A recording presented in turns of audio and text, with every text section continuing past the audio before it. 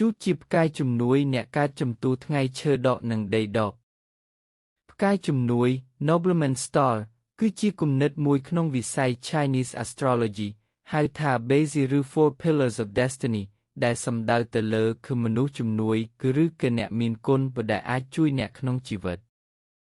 អត្ថន័យសំខាន់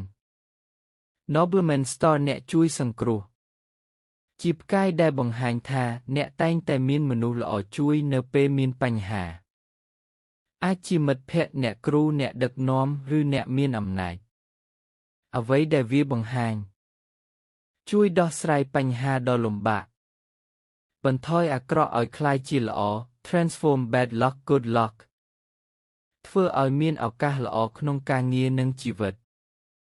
មានអ្នកគាំទ្រឬជួយលើកស្ទួយឧទាហរណ៍បើអ្នកមាន Nobleman Star ខ្លាំងពេលមានបញ្ហាតែងមានមនុស្សមកជួយភ្លាម